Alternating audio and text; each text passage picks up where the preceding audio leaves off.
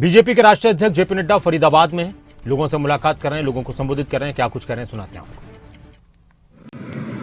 मैंने वो भी दिन देखे, मैं याद दिलाना चाहता हूँ, मैंने वो भी दिन देखे हैं कि हमारे इलाके में ऐसे भी गांव थे जहां लोग अपनी बेटियों को ब्याहते नहीं थे क्योंकि उनकी बेटी सिर्फ पानी लाने में उसकी उम्र खर्च हो जाएगी।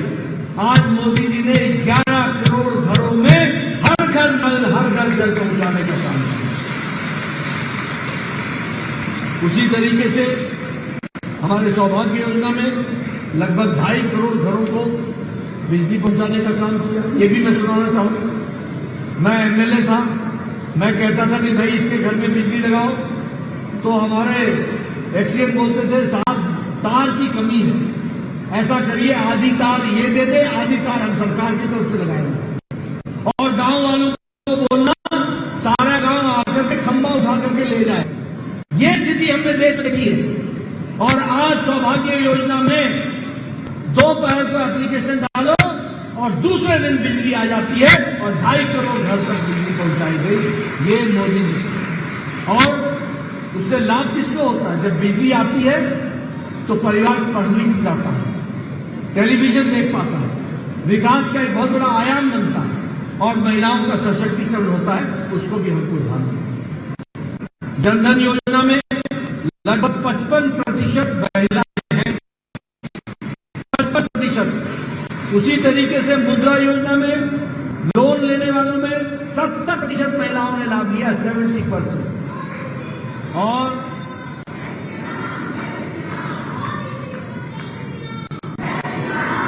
और स्टैंड अप इंडिया में लगभग 84% बहनों ने लाभ लिया है। उसको भी हमको समझना चाहिए। मैं हरियाणा में खड़ा हूं, मैं हरियाणा में हूं। एक समय में राजस्थान के कुछ इलाके और हरियाणा के कुछ इलाके, ये सेक्स रेशियो में बहुत बड़ा अंतर था, बहुत बड़ा अंतर। मोदी जी ने बेटी पढ़ाओ बेटी पढ़ाओ इसी हरियाणा की धरती सोनीपत से शुरू किया। और आज आपको जानकर खुशी होगी कि हमारा जो एवरेज भी सिग्निफिकेंटली बढ़ा है और वो भी संख्या बढ़ी है। और बेटी बचाओ बेटी पढ़ाओ के काम को हम आगे बढ़ा रहे हैं। ग्रॉस हायर एजुकेशन में इनरोलमेंट वह 18% बढ़ा है, 18%। और हमारे जो शेड्यूल कास्ट एससी कैटेगरी की जो हमारी बेटियां हैं उनमें इनरोलमेंट 38% बढ़ा है, 38% बढ़ा है।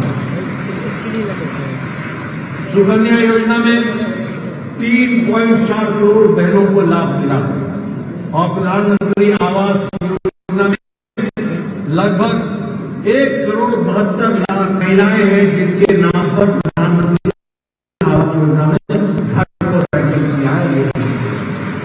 मैं आपको ये सारी बातें इसलिए बता रहा हूं कि विमेन डेवलपमेंट और विमेन लेड डेवलपमेंट किस तरीके से होगा और किस तरीके से विकास के साथ जोड़ने का काम प्रधानमंत्री मोदी जी ने करने का प्रयास किया है, उसको आगे बढ़ाने का।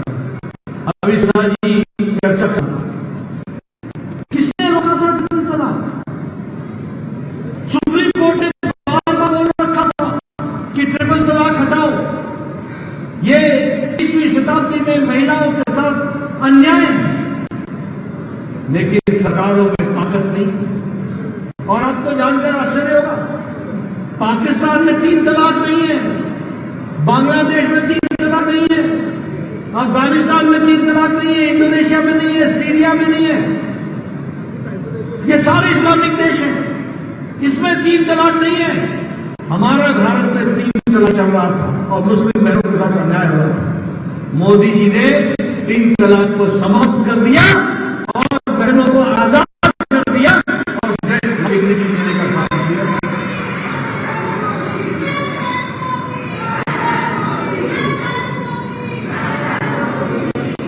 मित्रों, आज ये हमारे लिए सौभाग्य की बात है कि भारत के प्रथम नागरिक के रूप में आज भारत की राष्ट्रपति महामहिम द्रौपदी मुर्मू। इसमें विकास की दृष्टि से देखिए, रिप्रेजेंटेशन हर दृष्टि से जोड़ने का काम हमारे प्रधानमंत्री जी ने किया है। ये जो उद्यम पोर्टल है जिसमें 2 लाख से ज्यादा महिलाओं को एसएमई के लिए, मीडियम एंड स्मॉल और उसके एंटरप्रेन्योर्स के लिए जो व्यवस्था की गई है उसमें महिलाओं को जोड़ा गया है और 28% एमएसएमई में महिलाओं की भागीदारी बढ़ी है। ये भी हमको ध्यान रखना चाहिए।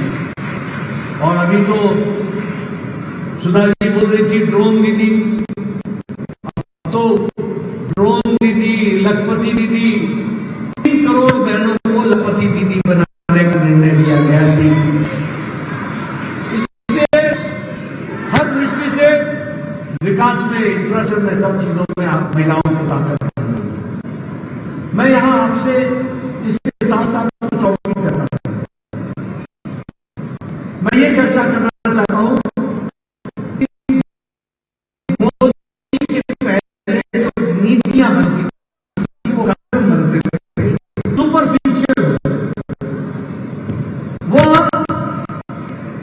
नहीं होती, अंतिम आदमी को उसका लाभ पहुंचे न पहुंचे इस गारंटी नहीं होती। लेकिन प्रधानमंत्री मोदी जी ने एक नए वर्ग को जन्म दे दिया जिस वर्ग का नाम है लाभार्थी वर्ग, बेनिफिशियरी। क्योंकि